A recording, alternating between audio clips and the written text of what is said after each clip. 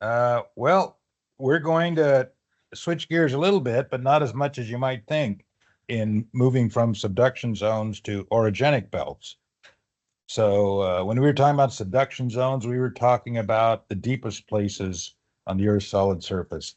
With orogenic belts, of course, we'll be talking about the highest points on Earth's solid systems. How could these two things possibly be related? So orogenies, orogenic belts, orogens, we discussed this at the beginning of the class. And these are related. Orogenesis is the formation of mountains, comes from the Greek, oros for mountain, genesis, beginning. Orogenies are episodes of crustal deformation that generate new crust and mountains. So it's not, I mean, there's many ways to make deformation, as you've learned. There's extensional deformation, there's strike slip deformation, in particular transpression. And of course, there are collisional events and shallow subduction. We're going to go through all of these. But of course, generating new mountains, that generally doesn't happen on rifts. I mean, you get some size mountains, but generally we don't talk about orogenies in the context of extension, at least not at first. Orogenic belts are elongate belts of high relief and deformation. These are generally mountain chains like the Andes. Orogens are crustal tracts that were deformed at or about the same time, and these may have no relief on them whatsoever. So this is, sometimes students get confused between orogeny and orogens. You know, an orogeny that happened in the past may have caused an orogen that you can visit now on pretty flat land. An orogeny is generally related to convergent margin processes, although, as I said before, there are some differences. So this T-shirt, subduction leads to orogeny, that seems like a useful T-shirt to wear, as opposed to some others I've seen. So where are orogenies happening now? Well, here we're looking at earthquakes. Earthquakes tell us where the Earth is deforming, at least the shallow parts of it. So we can see this band that's going east-west through South Asia and Southern Europe, and then the Circum-Pacific. You know, everybody's familiar with the Circum-Pacific Ring of Fire, but we could also coin a new term, the Circum-Pacific Ring of Orogeny. Okay, where are orogenies happening now? Well, this is the global strain map, which is obviously related to earthquakes, right? The places where the crust and the lithosphere are straining are regions where there's earthquakes. So you'll see this huge region in Asia that's straining and continuing across southwestern Asia and into southern Europe. And this region around Indonesia, you know, all of this stuff around the Pacific, Western North America, and Western South America. Now, the mid-ocean ridges, these very concentrated zones of strain associated with extensional plate boundaries, we don't normally think of them as orogenic or orogenies. All right, so there's two main types of orogenies, and this lecture is going to be structured, which will be today and Wednesday, will be structured around explaining them to you. There are collisional orogenies. So, okay, Himalayas is the most spectacular example of that. And then there are non-collisional orogenies, and you might go, what? But we'll talk about those. So the collisional orogenies form as a result of buoyant lithosphere entering subduction zones, such as continental crust, oceanic plateaus, arcs. And it really causes problems for the subduction zones, which, as you know, are driven by the excess density of oceanic lithosphere. When you don't have that excess density, things don't want to go down. So there, within the collisional class, there are two types. There are continental collisions. There we're talking about the Himalayas, but there's also a thing called accretionary orogenies, which are slightly more complicated. but are related to what we call terrain accretion. And we'll talk more about this. Now, there are non-collisional orogenies. So this is the Andean type. So this is the subduction of young, buoyant oceanic lithosphere, which leads to orogeny. And examples of that are the Andes and the laramide of the western U.S. So we're going to take these piece by piece. So let's talk about collisional orogeny. So this is a map of, you could say, relief and implied orogeny. So relief, high relief is generally a place where orogeny is going on. So in this part of the world, along southern Europe and southern Asia, we have the Alpine Himalayan belt, which is pretty much a collisional orogeny situation. And here in the eastern Pacific, western the Americas, you have a different style of orogeny called, this map is calling it as accretionary orogens, but I think they could also be basically, young subducted lithosphere orogenies. So we'll talk about these two great class of global orogenic belts. All right, so here is one way that we see continental collisions, and maybe you think about them like this. Well, let me tell you a little something about me. Early Saturday night, I need to blow off some steam. So that is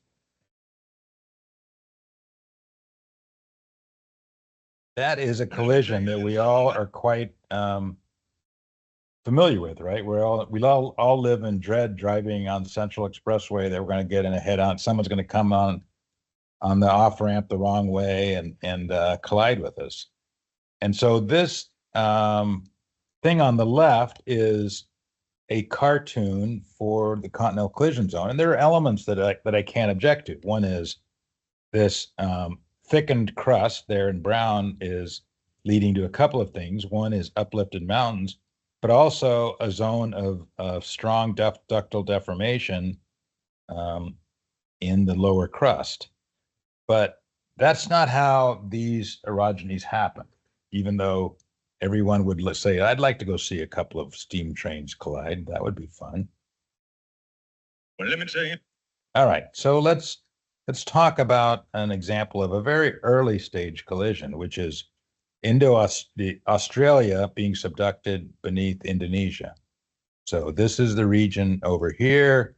Let's zoom in. There's the Australian plate, New Guinea, Borneo. This is the Java Trench. So we're subducting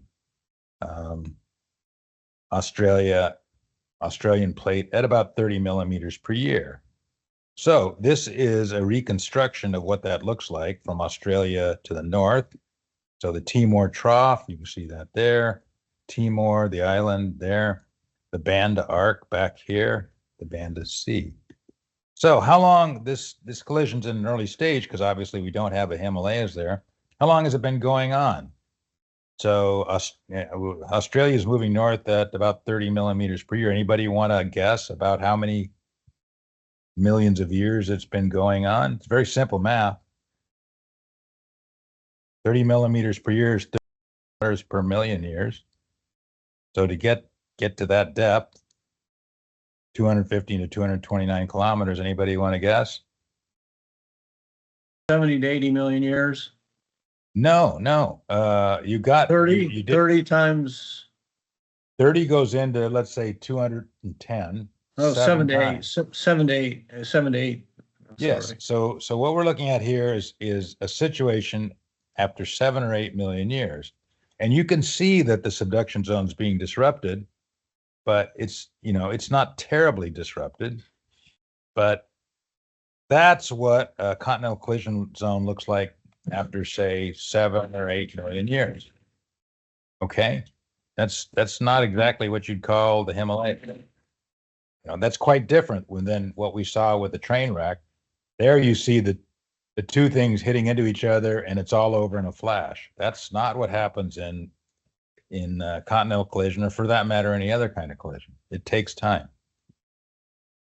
All right, so how do we go from this, basically an accretionary prism, that's crumpled up enough sediment to make a nice island of Timor, but you can still see where the accretionary prism was and maybe the trench. How do you go from that to this, Mount Everest, right? These are a continuum of the same process, but one of them, obviously, geographically, they look very, very different. All right. So let's start at the end of a continental collision, a just completed orogeny. So how do we know when an orogen is done? Number one, there's no relative motion on either side of it, right? When you've got an orogeny going on, then you've got relative motion, and we can measure that with GPS now. And also, there's no earthquakes, right? So that means it's not deforming, it's not folding, faulting, whatever. So let's take a look at a place where there's an orogen, but with no ongoing orogeny.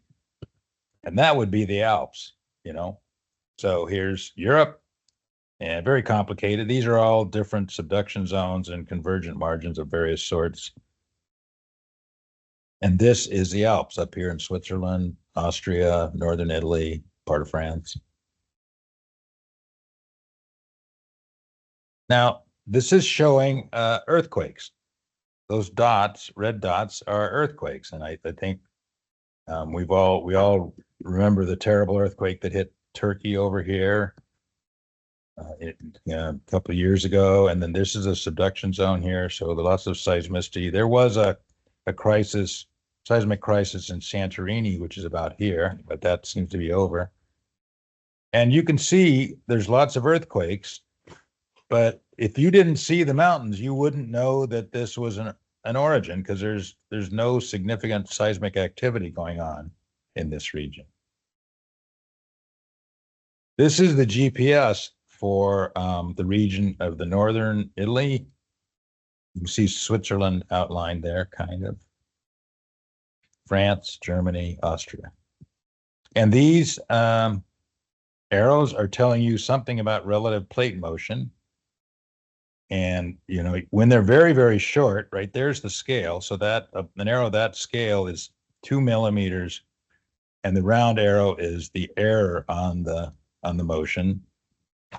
So that's 2 plus or minus a half a millimeter per year.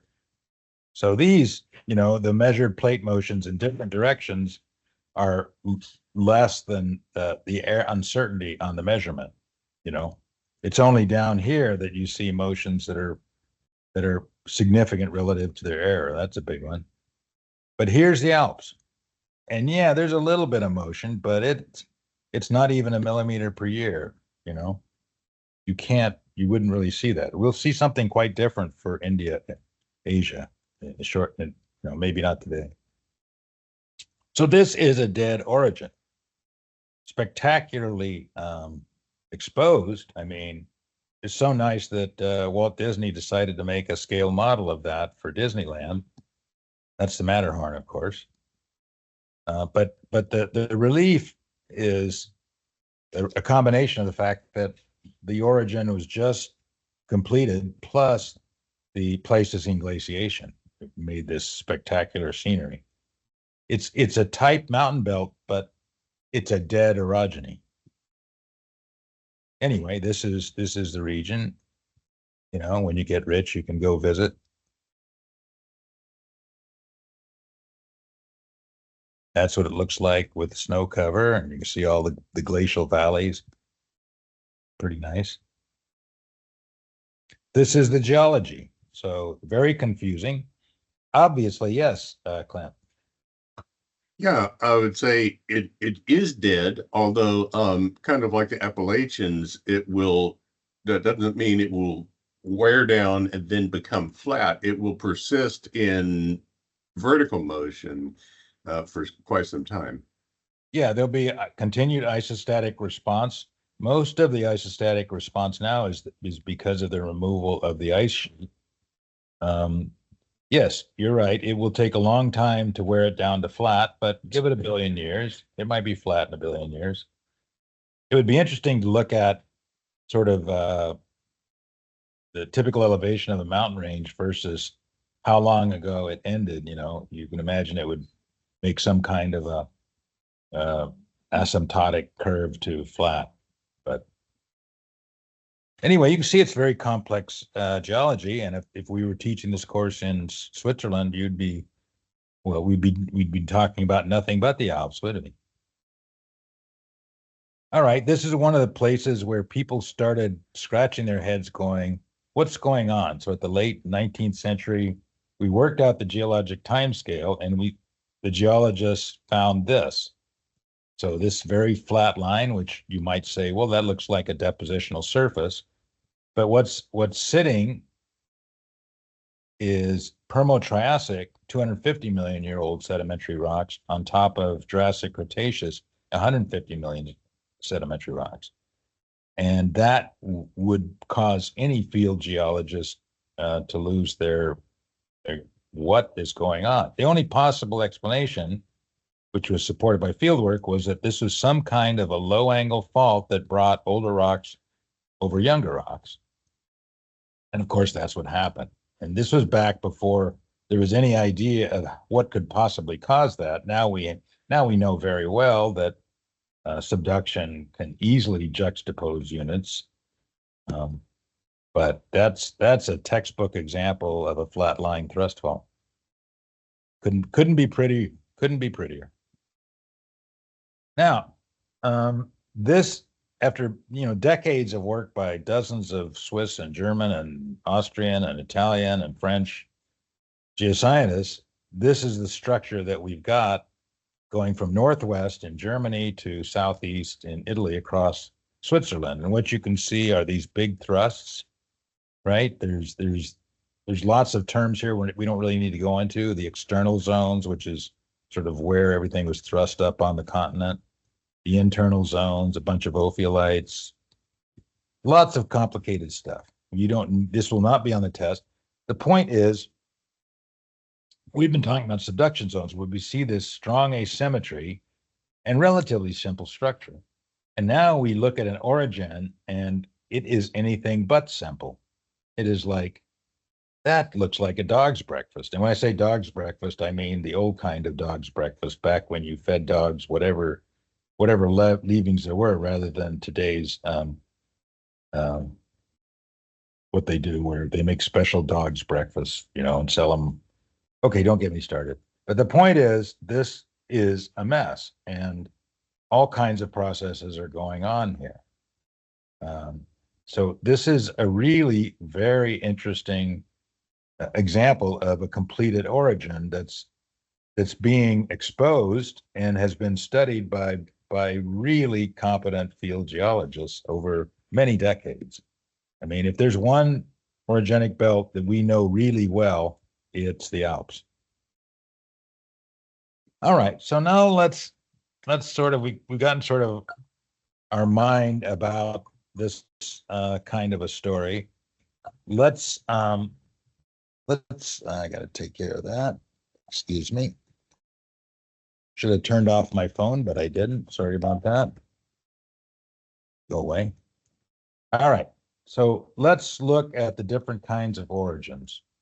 There are non-collisional orogenies, and when we talk about them, we'll bring up this related thing called Foreland basins, which occur in all kinds of orogenic belts, not just non-collisional orogenies, but that's where we'll talk about them first. And then there are the collisional orogenies, which are accretionary and continental collision. I mentioned this before, sort of in a different order. So we're gonna take these one by one, and we'll start off with the non-collisional orogenies. And we go back to the point that in the Pacific Basin, the age of the lithosphere is very different, and that makes the behavior of the subduction zones in the Western Pacific and the Eastern Pacific very different. So in the Western Pacific, you've got very old oceanic lithosphere. You can see here it's mostly Jurassic, and you guys are all very comfortable with the geologic timescale because you know it's going to be on the midterm. Anyway, so these very old oceanic lithosphere, Jurassic and Cretaceous, subducting beneath the Western Pacific, those plates go down easily, and it sets up a strongly extensional regime on the overriding plate, the back arc basins and all of those things. In contrast, in the Eastern Pacific, the oceanic lithosphere is much younger. It's much more buoyant. It resists subductions, resists subduction much more than in the West. So you have strongly compressional convergent margins. And we've talked about this. So we've talked about these two end members, Ueda and Kanamori's two end member convergent margins, the Chilean type arcs under compression and the Mariana type arcs under extension. So these arcs under compression can have orogeny. And this is, here we see the back arc compression. That is a kind of an orogeny.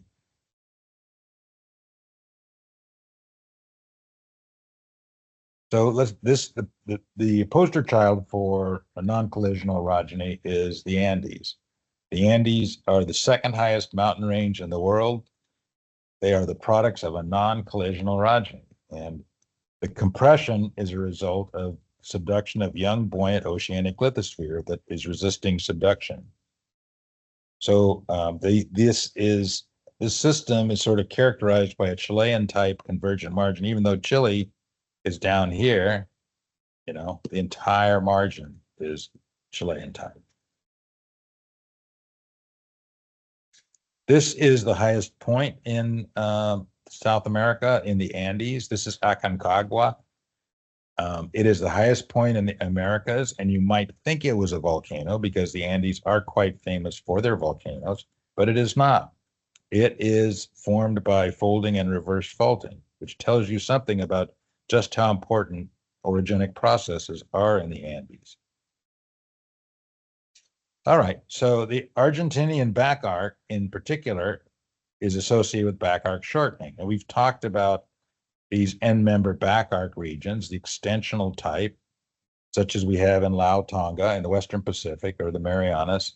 And then there's the compressional type, which is, you know, spectacularly demonstrated and continuing today behind the Andes, but is a big part of the story of what happened in the Western United States.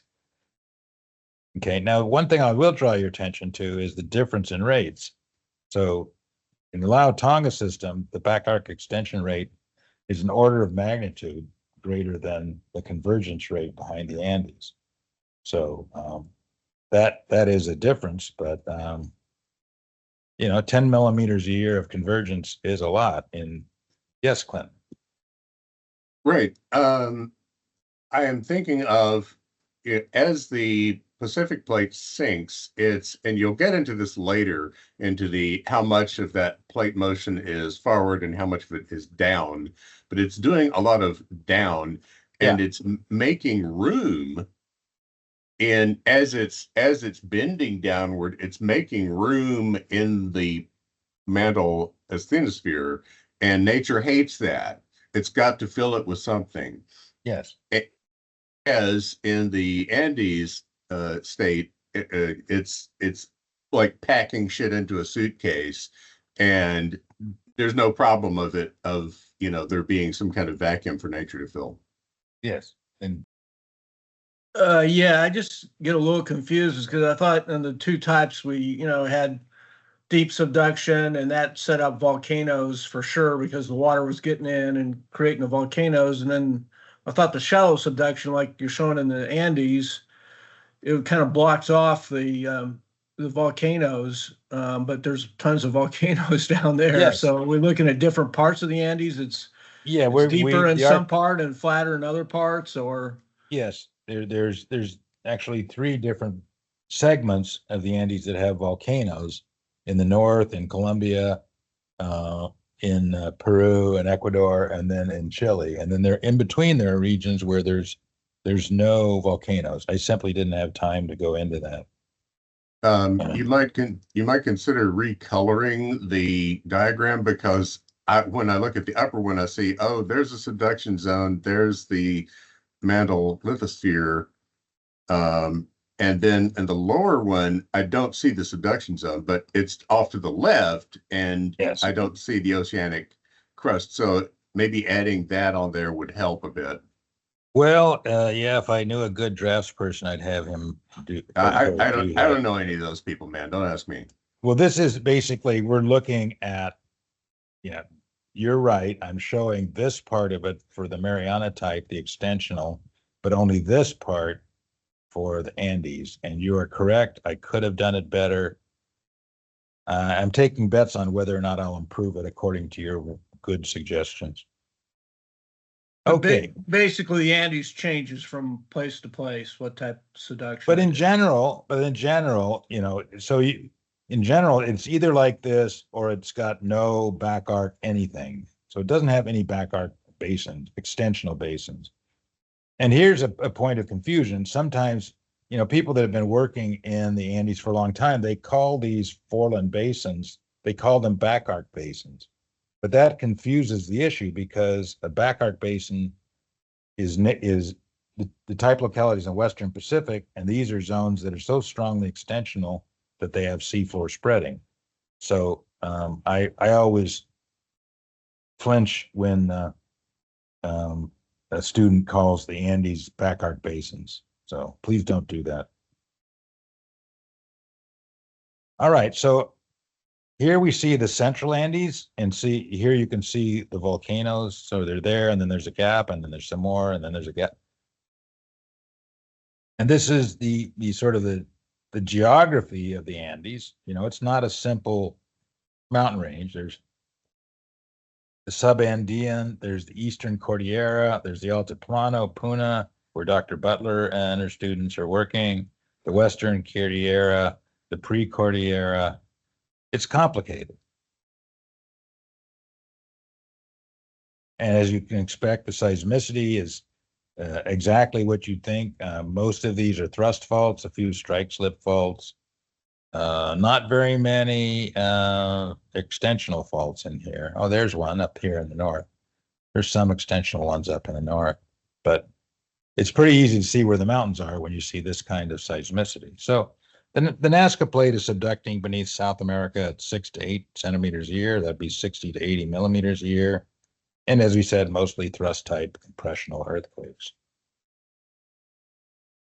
So if we look at the subduction zones here, they do some funny things. So here's section A prime, and here's B prime. So and these are, you can see the arc volcanoes, and there you see there's a gap. So taking this line of section through the volcanoes, you see it goes down, and it's not hard to get down to 110 kilometers, and then you can have your nice volcano on top of it, because this is kind of the situation that allows the asthenosphere to flow in, which the water interacts with it and generates a volcano, which rises, erupts. But here, down here, where the slab is going like that, you don't have volcanoes, because the slab flattens out at 100 kilometers. That's probably the base of the overlying lithosphere. There's no room for the asthenosphere to get in and circulate. And if you don't have a asthenosphere, you've got nothing to melt. So these flat slab segments are regions where you generally lack igneous activity for reasons that we understand pretty well. It's a little confusing, but I think interesting. All right, so this is an artist's rendition. This was actually, the stars are different seismic locations, and this is the interpretation of the seismic, almost certainly receiver functions that were done here. And so we're going from near the coast across the main Andes. There's the Altiplano, and then, you know, the Eastern Cordillera, the Subandes, and then these basins, you know. And here's the interpretation. There's the Foreland basins we were just talking about, these thrust faults. This is the Brazilian lithosphere. Brazil is a craton, so you're going from this weak region, right? Any mountain belt is a weak region to the strong region, and that's what's being compressed. This entire system is under compression, but the strain is being taken up by this weak region, as you'd expect. All right, now the Andes didn't form immediately. This is the way the book shows the evolution from about 35 million years ago, which is sort of at the Eocene-Oligocene boundary, and then in the Miocene, 17 million years ago, and oh, I got it backwards. So this was 35 million years ago. This is 18 million years ago in the Miocene, and this is today, right? This is time, not age. So back in the 35 million years ago, you had a broad, low region in here, and with time, it got shortened, and they've argued that some lithosphere was lost. That's fine. And then here we see it in the present situation. You know, it's this region west of the Brazilian Shield, or craton. I would call it a craton. That stable lithosphere that's being compressed. This is the region where the Andes formed. So maybe it took 35 million years ago. And some people have argued that at this time, the Amazon flowed to the Pacific. And it was the building of relief that caused the Amazon to switch directions and start flowing into the Atlantic. Very interesting idea. All right, now let's talk about Foreland basins, which I emphasize are associated with all orogenic belts, but we encounter them first with these non-collisional orogenies in the rear arc of the Andes. So these are back arc compression leads to formation of retro arc Foreland basins. I prefer to call them retro arc Foreland basins. Makes it very clear that they're not back arc basins. Even though they are basins, they have a very different mode of formation than back arc basins. So note, Foreland basins are common near any orogen. This is the Alps, and here we see the Foreland basins on the north side. You know, Munich is there, Bern, Switzerland is there, and on the south side, the Po basin. You got Venice, Milan. So we've seen this profile already, and now you can see the Molasse basin. And you're going, well, that's pretty trivial, but look, this has gone down to 5 kilometers. So a 5 kilometer basin is not trivial. And these are a famous, very famous rock assemblage there called molasse. And molasse is one of those many fun geologic words. People like to call it molasses. Well, molasses is something you might have put on bread or something. It's a syrup, and this is not a syrup. Yes, Clint. I was wondering, is this anything like it's a lot larger than a fanglomerate? That is to say, which is a single it is a fan. You know, you're exactly right. It's a fanglomerate kind. You can see it's a very proximal sediment. Whatever it was being eroded from, deposited it very clear, just like a fanglomerate. So yes, that's a good term for it. Now, fanglomerates form. They are basically they're not related to the development of an orogen, whereas molasse is. So we're not going to talk much about it, but in the old Swiss orogenic literature, the field relations flysch and molasse appear. And flysch are submarine, fine-grained clastic. We would call them turbidites or greywackies. And molasse, on the other hand, are terrestrial conglomerates. They're very different depositional environments. One, you know, deep water, the other one subaerial. Conglomerates, yes. Yeah, thank you. So these were deposited 10 to 30 million years ago at sort of near the peak of the alpine orogeny. They're no longer being deposited simply because the uplift is ended and it's a humid environment. Conglomerates are sort of restricted to arid environments, flash floody regions. All right, so there's 2 kinds of Foreland basins, and students get confused about these, so we'll see these several times. There are peripheral and retroarc, and I didn't make these names, but peripheral is basically takes the position of the trench. So the Timor Trough, which is the subduction zone, the trench between Australia and Indonesia, that represents a peripheral Foreland basin now. And we'll talk about the Indo-Gangetic Plain as another example. In contrast, what we're talking about with the Andes is the retroarc Foreland basin, right? So these are both relative to the plate tectonics. The peripheral is basically where the trench is, and the retroarc is basically behind the magmatic line.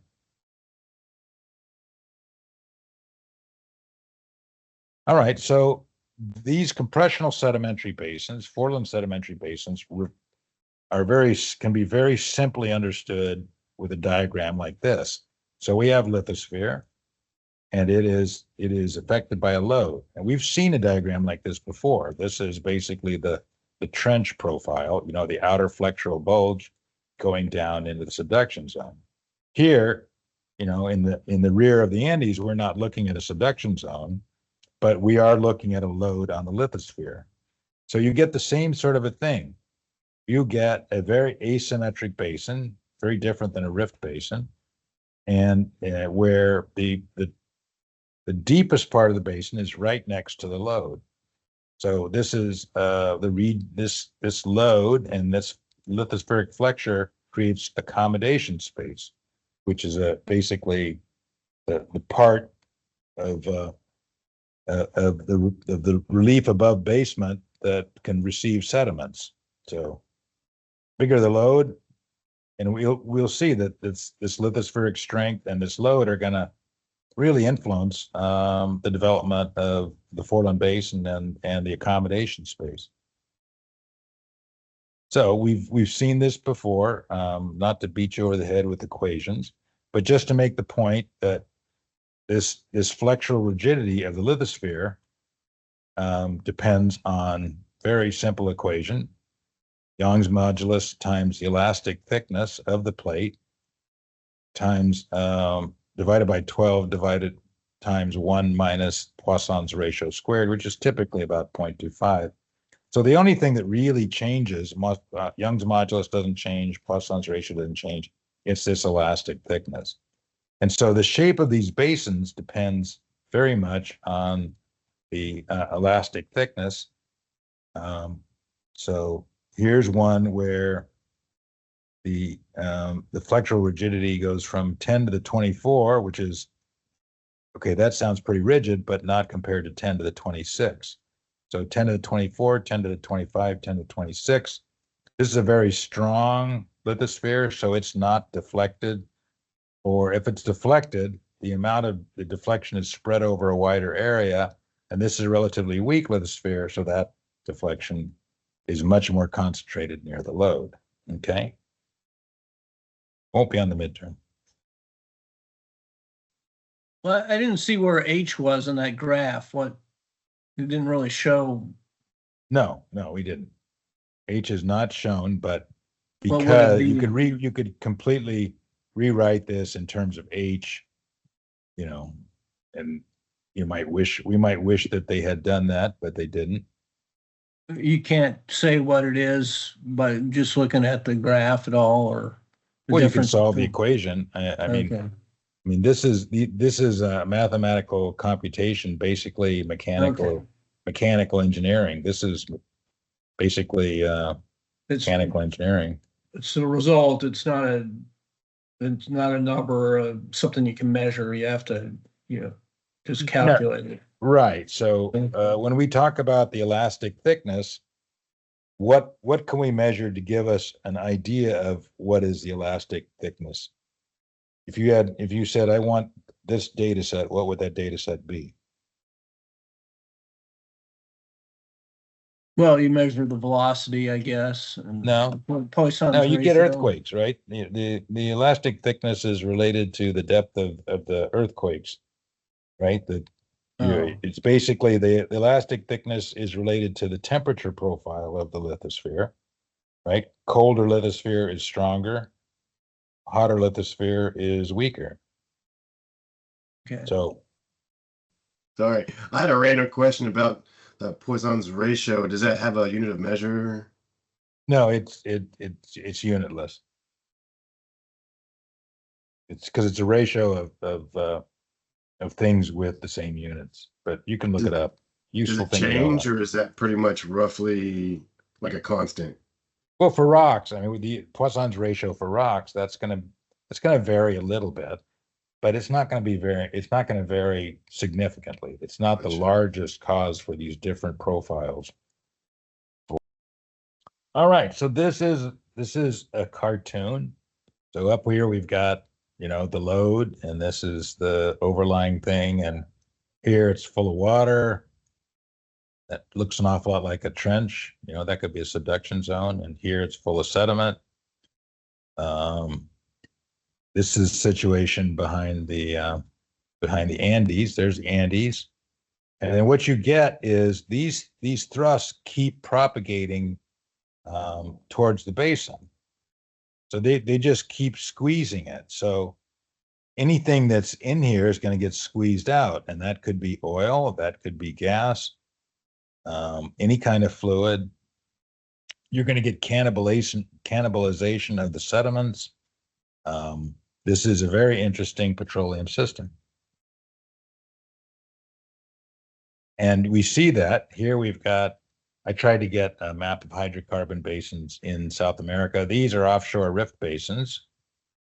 This is, we've been talking about the transform in the equatorial Atlantic. This is somehow related to them. There's the big discovery Exxon made offshore, I think Guyana here. But these are Foreland Basin things, right? So these are sort of in sort of the Subandean region, where you get folds and thrusts and these old Foreland Basin deposits. This is a very politically interesting area because a lot of native indigenous tribes. There's a lot of disruption of the environment, but it is an interesting geologic system. All right, now this gives us some valuable insights into what's going on in the United States. And here we've got a very nice Blakey drawing of the Western United States during the Middle Cretaceous, about 90 million years ago. And this is the time when the severe orogen, which overlaps the Laramide is affecting this region over here more, but the severe is more Utah and New Mexico. So here we've got an orogen, which he doesn't show it, but that implies there's going to be a Foreland Basin system way over here. And there's all kinds of crud being eroded from these mountains and brought in, especially because the Cretaceous was a warm time. So there was lots of rainfall. So this is the Cretaceous Interior Seaway. We saw that in his drawing, right? There's the Cretaceous Interior Seaway, open all the way from the Gulf of Mexico to the Arctic Ocean. There's the mountains. There's a sort of a lowland here.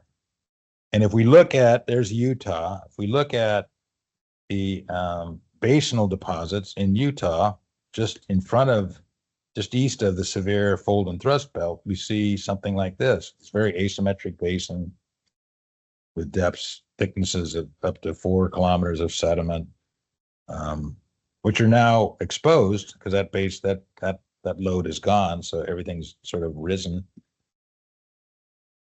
And here we can see in Utah, the elements of the Foreland Basin. There's the severe fold and thrust belt. Here's the 4 deep with depths. You can see how steep it is on the western side. And then, it actually reaches its maximum depth right there next to the thrust. And then gets shallower and shallower. And here's the forebulge. Yes, Clint. Yeah, if you want to see it in person, the interstate makes a nice cut right through all of those sediments. Oh, yeah. So this is the sequence that you could study. We had a study going on here about 20 years ago where the sedimentologist and the geophysicist went up to study these things. So what you can see here, this is 93 to 79 million years. This is sort of the sequence of marine sandstones and marine mudstones, and then you can see that the orogen is intensifying as everything, these sandy units and fluvial units build out into the seaway, and those are the kind of rocks you'd see.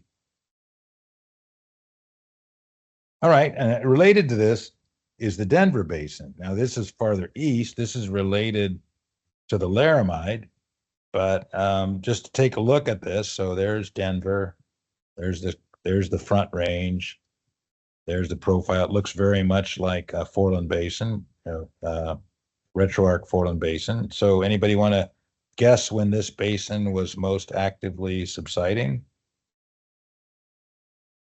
You look at the stratigraphy.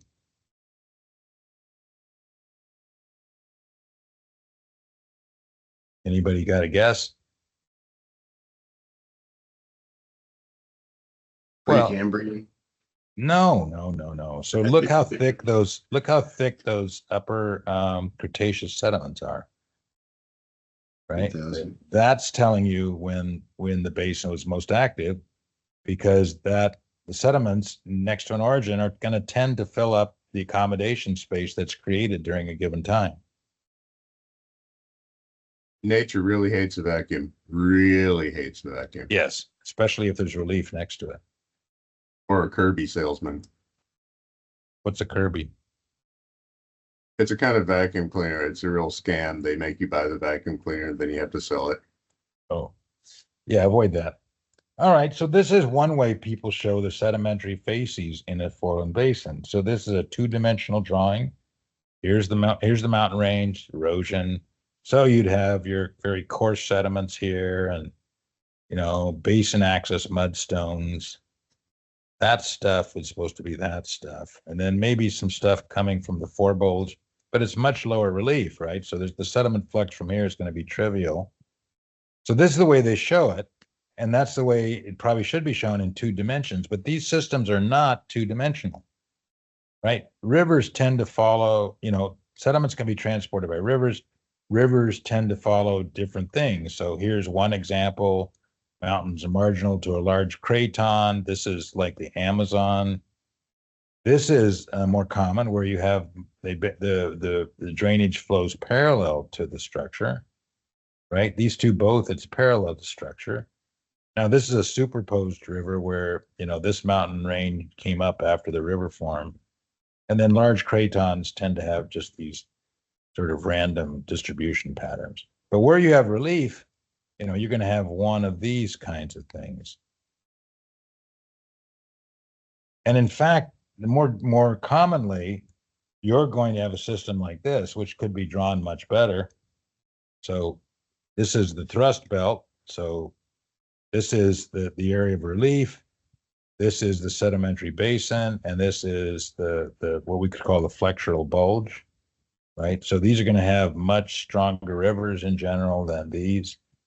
And the sediment transport is along the axis, right? There's definitely a component of across topography, but most of the sediment's going to be transported along the axis.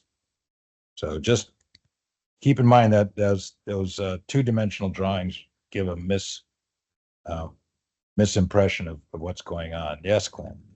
As I recall, this is the Persian Gulf is like this. Yeah, this is pretty much all systems would have significant rainfall in within a Foreland Basin system will look like this, right? It's just one of the failures of our focus on 2-dimensional drawings to explain geologic processes. All right, so Sediments deposited in foreland basins are often deformed later, so they're getting cannibalized as the compression continues and the thrust faults begin to cause that shortening. Which brings us to the topic of basin inversion, which could very well show up on your midterm. And so here you see, this is actually a rift basin, but you could also, make a similar analysis for Foreland Basin. So it starts off with subsidence and then ends up with compression. So the idea of basin inversion is the original basin sediments, which had to be deposited in a setting with some accommodation space, which means for some reason things are sinking. After some time, they might be compressed. So this is going to be very important, say, if you're trying to figure out what's going on in the Gulf of Mexico seismic reflection, where, just because you see one listric fault, that had a significant amount of abnormal fault activity early in the history of the basin, doesn't mean that it can't be reactivated into a thrust fault. And so you've got these very confusing systems. So the null point marks where the offset is effectively zero, separating regions of normal displacement below from reverse displacement above. So I'll let you read the book to get more information. All right, so modes of thrust of shortening in foreland thrust belts. We use terms like the décollement, French term for thrust fault. And then we talk about thin-skinned versus thick-skinned thrusting. So in thin-skinned thrusting, yes, Clint. I believe am I correct that décollement means something like the ungluing? Any of you guys speak French? I do, but décollement was not something they taught us. You'd have to look it up, but it's basically a zone of detachment where things above and below move independently. That spectacular photograph of the Glarus thrust in Switzerland, that's a spectacular décollement. And décollements are typically implied to be subhorizontal as opposed to the high angle thrust faults that we typically show in textbooks. So thin skin thrusting can be contrasted with thick skin thrusting because of where the décollement lies. So if in thin skinned, it lies within whatever is the overlying sediments and volcanic rocks. These are called supercrustals because they lie on top of the crust. And these are common in regions with thick sediment cover, so more than, say, 3 kilometers of sediment. Thick skin thrusting, and the décollement cuts down into the crust, and your book says this occurs in regions of basin inversion. So just so you're familiar with those terms, you may hear them from time to time. So here we see the relationship between back arc thrusting and so here we're looking at flat slab segments, and here we're seeing where the flat slab segments are is regions where we have foreland basin thrusts, which would be thick-skinned deformation, and especially down here in the Pampeanas region of Argentina, and then next to those are some regions of thin-skinned thrust belts. So it gets very complicated.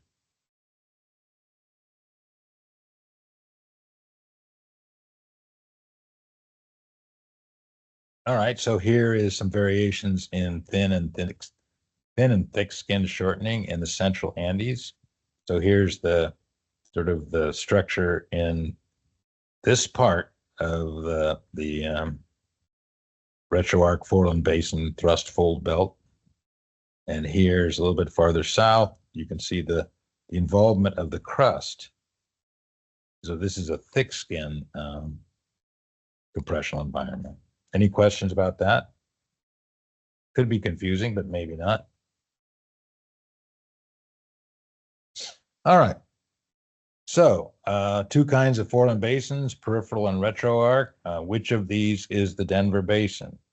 Anybody want to take a guess on that? Peripheral. So you're saying that, Rockies There- are west of Denver. They go- yes, they're the topographic load, but there's topographic loads in both of these.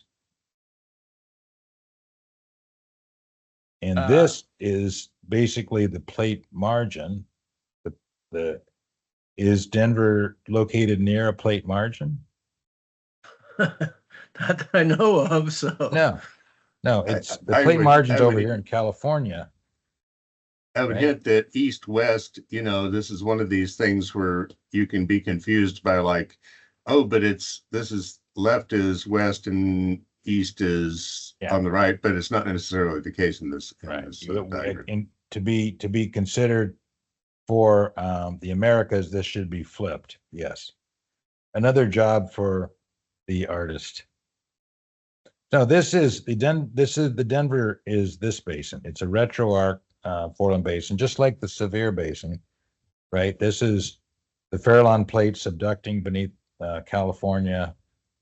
This is the Sevier, and then later the Laramide origin, and the rear arc, the retro arc Foreland basin. That's the Denver basin. So where was the subduction point at that place at that time, under Utah or something like that? No, it was under California. This was a very broad origin. No, it was underneath California. Because the Farallon was such a shallow subduction, it really. Yeah, Yeah. the lessons we learned from studying the subduction of young oceanic lithosphere beneath the Andes today pays big dividends for understanding the orogenic belt that developed in the Western United States in the late Cretaceous and Paleogene. But at that time, you had the Cretaceous sea wave, which was huge. Yes, but that's just sea level, right? That Yeah. sea level knows nothing about where the basins are. It's just going to flow into them. It just seems like it's a long ways from the okay, that's fine. It Thank you. is a long way, but there is, as far as we know, no intervening subduction zone, which means it has to be this one. Okay. All right, now let's jump out of non-collisional orogeny and Foreland basins into the second topic, which are collisional orogenies. And there's two types. There are accretionary and there are continental collisions. So let's take accretionary first. So accretionary orogens. These are broad regions where hundreds of millions of years of plate convergence and multiple orogenies added significant crust to the margins of a craton. So this involves the addition of distinctive crustal tracts called exotic terrains. These are generally buoyant pieces of crust like intraoceanic arcs or oceanic plateaus. Note that crustal terrains are spelled differently than landform terrains, right? Terrains, the way we're using it here, is with ANE, and terrains, when you're talking about geography, is AIN. So some examples of accretionary orogens include the Neoproterozoic to Paleozoic Central Asian orogenic belt and the Phanerozoic Cordillera of Western North America. So you're going, well, wait a minute, you just told us the Western North America was a good example of a non-collisional orogeny, and I did. And all I can say is it's complicated. There seem to be elements of both. Accretionary origin and non-collisional orogeny. Now here's an example, a very cartoonish example of, the formation, the collision of two terrains, terrain one and terrain two, to make a composite terrain, right? So this looked like a little mini continental collision.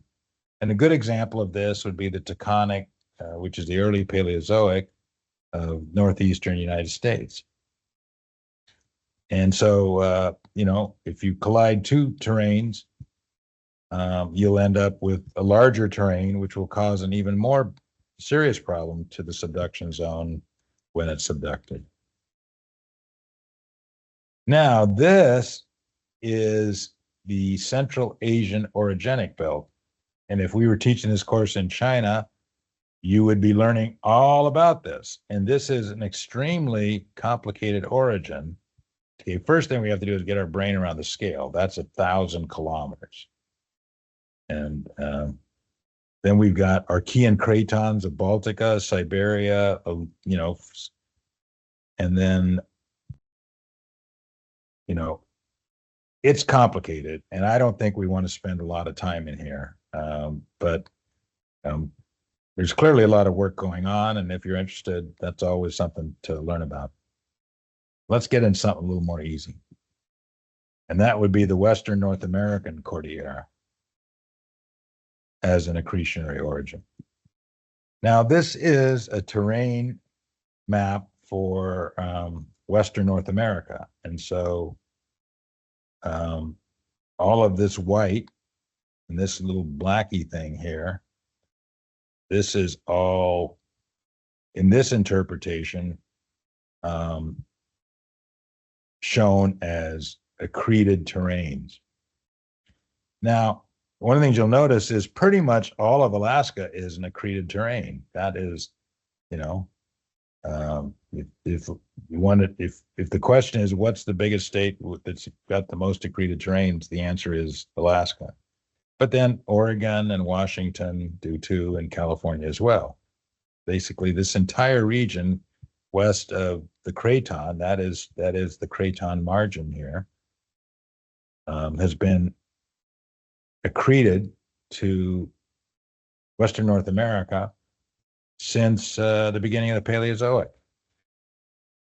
Now, if we were teaching this course in California, or Oregon, or Washington, or Alaska, we'd be learning a lot more about these because the students would be having all kinds of research projects on these. All right.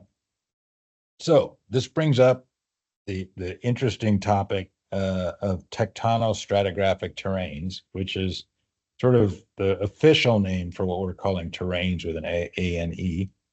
These are regions in an orogen with geologic histories that are either distinct from those of adjacent crustal tracts, either that are within or outside of an orogen, and that these distinct geologic histories indicate that they formed in a different place and were somehow added later or accreted. And terrains can range in size from hundreds to thousands of square kilometers.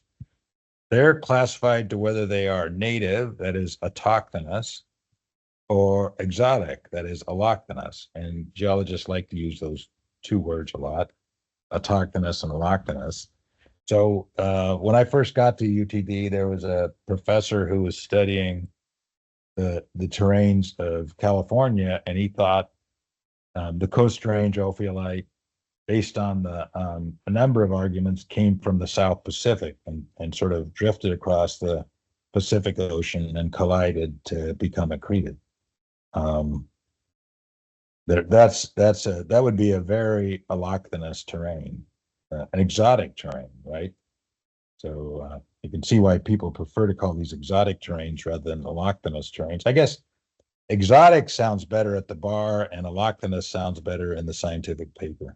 But anyway, they're the same thing. Terrain boundaries are generally faults.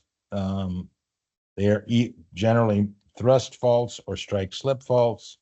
And there's a number of criterion that are used to determine the identity of a terrain or whether something is a terrain relative to things that are around it. That would include the stratigraphy and the sedimentary history, the types and ages of igneous rocks, the age and style of deformation, the paleontology and paleoenvironments. That kind of comes out of stratigraphy, and paleomagnetics, of course. So one of the things that people who work on different terrains is they want to know when the terrain was accreted to the adjoining crust. And here we see three different methods. One is where you have successor basins lying on top of both of them. right? These two had to be together when this basin was deposited on top of it. So another one is sediment provenance linking.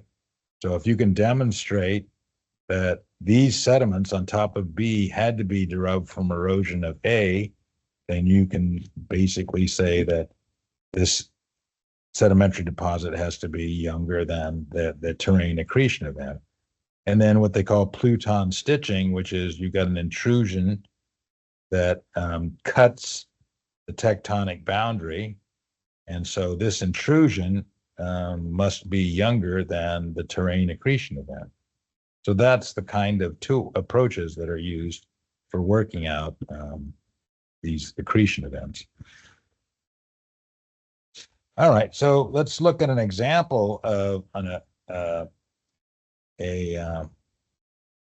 accreted terrain. It's kind of a complicated one, but Taiwan is in the news, so it's part of China in perhaps in ways that the Chinese don't appreciate.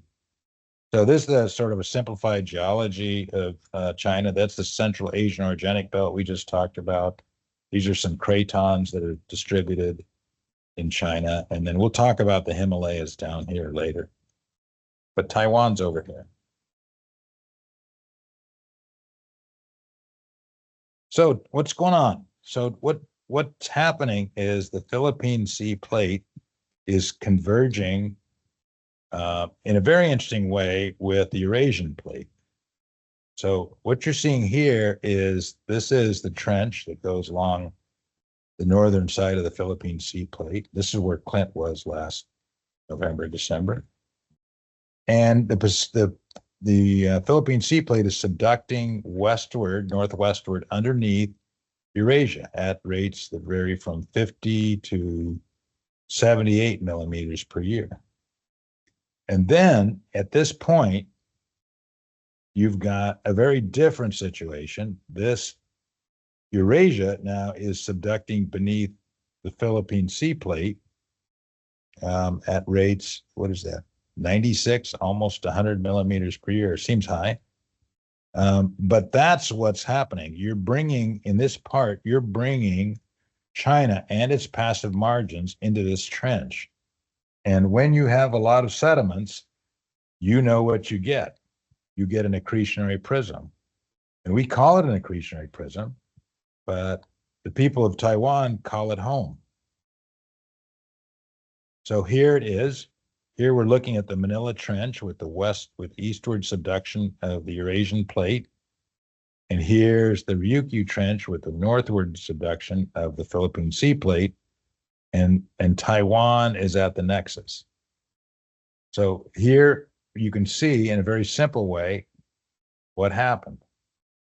China and its passive margin were subducted beneath the Philippine Sea Plate, and that generated a monster accretionary prism, which is what Taiwan is. So Taiwan has got some pretty healthy mountains. So the highest one is Jade Mountain Peak, almost 4,000 meters. That's a big mountain. And you can see this structure in Taiwan is reminiscent of an accretionary prism. It definitely is also reminiscent of the kind of structure we would see in any orogen. But let's talk about the accretionary prism first. So here is over in the east, you have some metamorphic rocks, black schist and schist. This is basically representing the oldest deformed rocks.